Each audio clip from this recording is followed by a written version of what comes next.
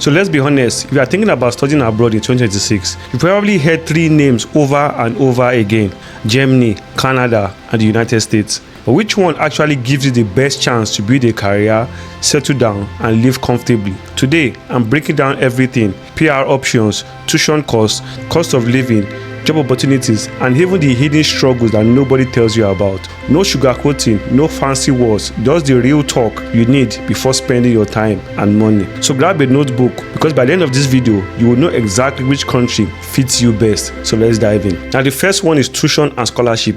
Now let's talk about money, because this is where so many people just give up. Now, for those of you that don't already know this, Germany offers tuition-free education, especially in public universities. Most of the schools are almost free. The only thing you'll be paying is about 300 to 500 euros per semester. That's just for like administrative cost and semester fee. But aside from that, you are not paying any other thing. Of course, those administration fee, they cover your transportation cost and every other mini cost like that. But like I said, most public schools going into 2026 now, they offer almost tuition-free education. The only thing about Germany is they might need you to like block a certain amount. I think it's about between 10 to 12,000, thereabout 11,904, something like that. That's the actual figure. They might ask you to block that amount for a whole year, but that money is for you. Or if you can get a sponsorship letter, someone that's going to sponsor you throughout your studies, most times they cover you for 5 years. Once you have that, that's your proof of funds and you are good to go. And if you can also maybe apply to that and get a scholarship, well, that's also another good thing. You can come and you can study in Germany completely free of charge. Of course, now some schools are trying to introduce tuition, but it's still affordable for many international students. So that's Germany for you. Now let's talk about Canada. Canada is freaking expensive. I'm not going to lie. Most schools in Canada offer between, I think, 15,000 Canadian dollar to like 20,000 Canadian dollar. That's the amount that's going to cost you just to study in Canada alone. So you can see the huge gap compared to Germany. Of course, they offer state-of-the-art, university, one of the best universities in the world, but it's expensive. And compared to Germany, it is freaking expensive. And also, you will still need proof of funds. So if I'm to convert that to euros, that's about around between 10,000 euros to 25,000 euros just to study alone, minus other proof of funds that they'll say ask you to bring and other stuff like that. Although you can get partial scholarship to study in Canada too, but you have to have exceptional grades, and I think there are some points that they will have to consider before you can even get a partial scholarship. I don't really know any school that offers full scholarship in Canada. I've never heard of it, but I know some schools or some organizations offer partial scholarship. But like I said, compared to Germany, it's still expensive. You are still spending almost 25,000 just for tuition alone, apart from cost of living and every other stuff that comes in play. So if you are thinking of going to Canada, just know this: it's going to cost you a lot of money just to study. Now let's talk about America. America is the most expensive place to study as far as the Western world is concerned. Students go into serious debt just to study in America alone. I think some schools cost as high as $60,000. Yes, that's crazy, right? But generally, I think this academic is around $25,000 to $60,000. That's how much it's going to cost you to study in America. So you can see it's freaking expensive. So these are the different options that you have. Germany is going to offer you almost free education. Canada is somewhat expensive. If you have money, well, you can go to Canada. America is super expensive. So now that you have the three options, you can decide what you want to do. Which leads me to my next point. Of course, when you are done with studies, you want to get a job, right? Now let's talk about job opportunities in these countries. Let's start with Germany again. Now in Germany, as we all know, unless you are living under the rock, Germany needs a lot of skilled workers, especially in fields like health, business, IT, finance, tech, and engineering. They need a lot of skilled workers. They are lacking a lot of skilled workers. And I think the statistics that says in 2026 they're needing close to about 500,000 skilled workers, because Germany is a very aging country and they have a very aging population. So they need a lot of people that will come and help them to pay, you pay your tax, which is what they rely on a lot. And also you take care of their old people. And apart from that, there are so many job opportunities. The only problem with Germany is the language. Most companies will require you to be able to speak German up to at least B1 or B2 level. Of course, you can get that with some English jobs, but it's competitive, and you don't want to, you don't want to try that. If you are looking for a job, there are so many opportunities in Germany. But like I said, the only drawback there is you have to be able to speak German up to a certain level. Most companies will require you to speak German, and that's the truth. So that's the only thing. But if you can speak the language, there's a lot of opportunities for you in Germany. Now let's now move to Canada. In Canada, I'm going to be completely honest with you. If you can study in Canada successfully and you are done with your studies, it's easy to get a job, as long as everybody speaks English. Of course, there are some places that they speak French. I think it's Quebec and someone that they speak French there. But generally, English is a widely spoken language in Canada. So it's easier to get a job in Canada, especially if you are in the health sector, or if you are in the logistics sector, or maybe warehousing, or or you are very handy, you will get a job easily.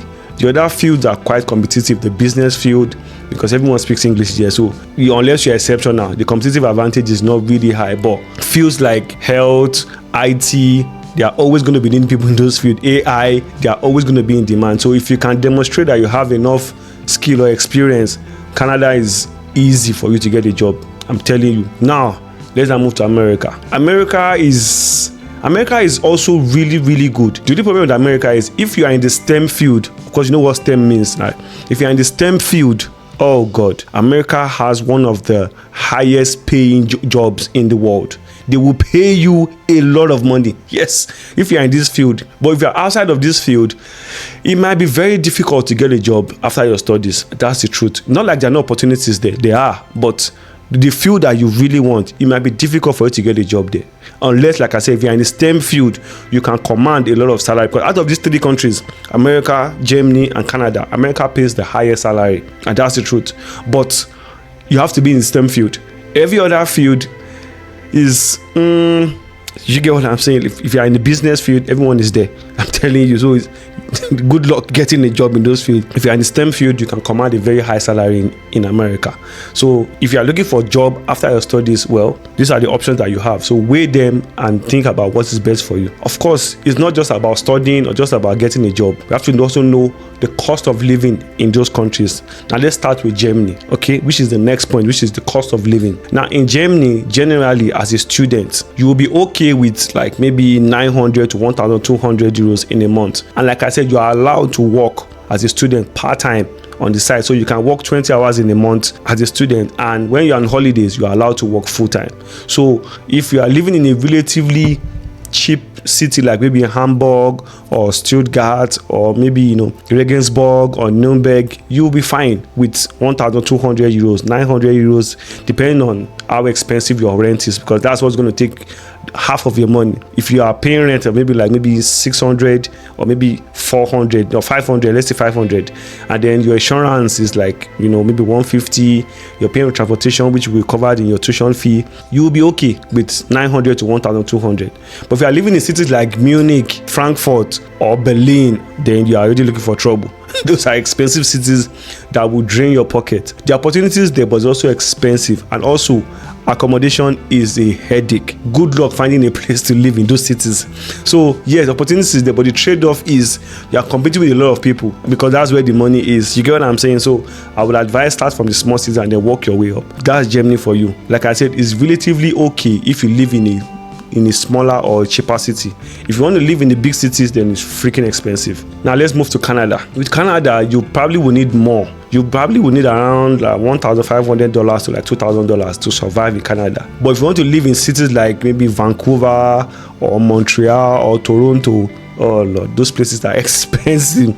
And housing is also another problem there. It's very, very difficult to find a house in those cities. So I would advise, if you can find an accommodation in a smaller city or a student accommodation, then maybe it might be easier for you. Do you get what I'm saying? But just to have an idea, you will need more to survive in Canada. Like I said, you need around 1,500 to like 2,000 Canadian dollars to survive. So it's a little bit expensive compared to Germany.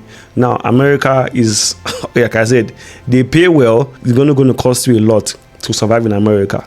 If you live in cities like New York or maybe, you get what I'm saying? Those cities are very, very expensive. Very, very expensive. You need like $3,500 to survive in those kind of cities. But if you are living in Texas or cities that are relatively cheaper, of course, it's still expensive compared to Canada and compared to Germany, of course, but you will get by with those cities. You get what I'm saying? So this just to give you an idea. And yes, of course, in Canada, in America, you can also work as a student. You can work part-time on the side. You're allowed to work 20 hours in a week or 80 hours in a month. And when you're on holiday, you can work full-time. So the same rule applies in Europe, it applies to in Canada and America. But just know that this is the cost of living, this is the trade-off, so that you can understand. Of course, you earn more, but you're also paying more. So just for you to understand how cost of living is really in those countries. Now, this is the interesting part that I want you to pay attention to.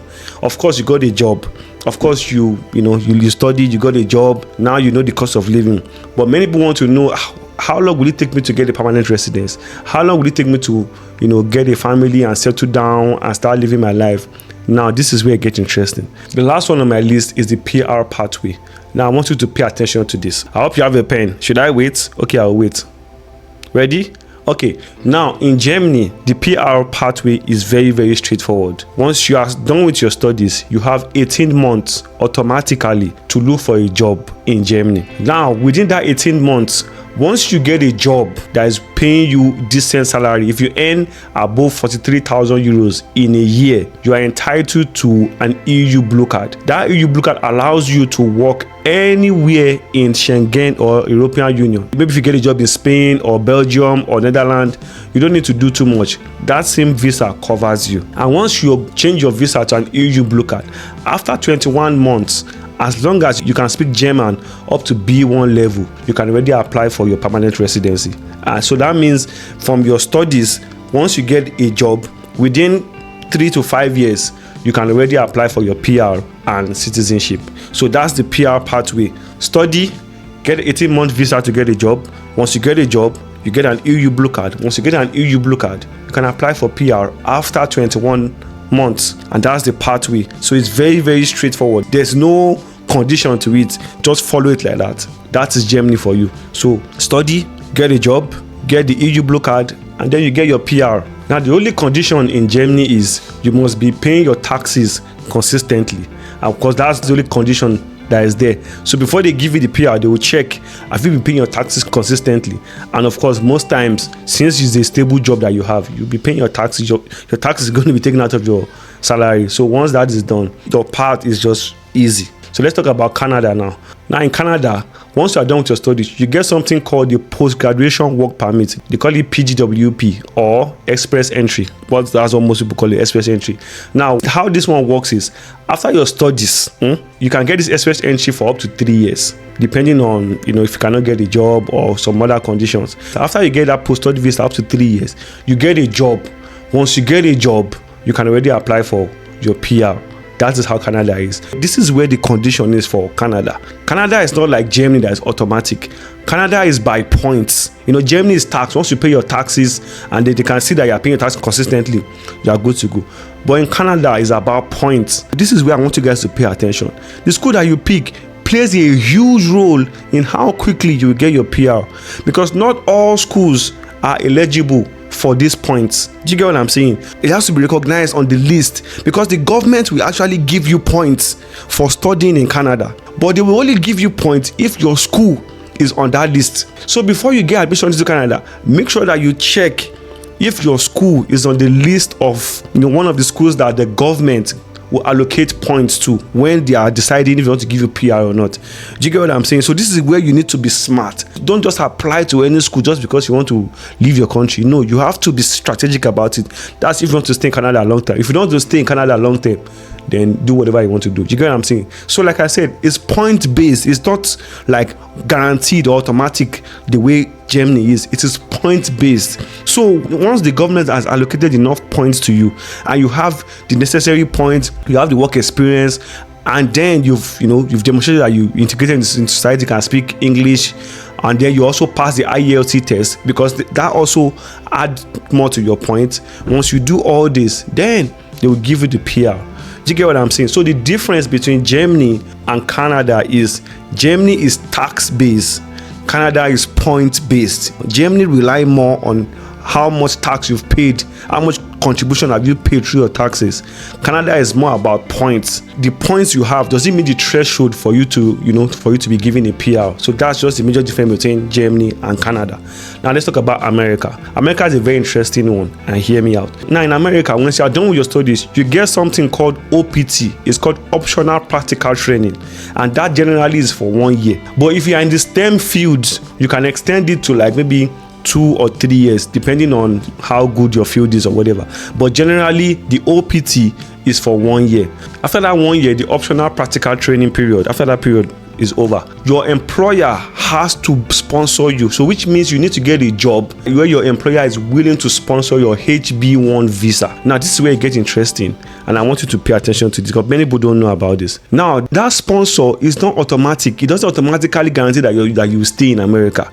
It's lottery based, which means that there's a pool that the American government will now put all the employers that are willing to sponsor their candidates within that time frame. Then there's a lottery that they will play. So your company might be willing to sponsor you. You might be the best student, but if your employer is not picked for that visa lottery, unfortunately you have to go home. That's how it works.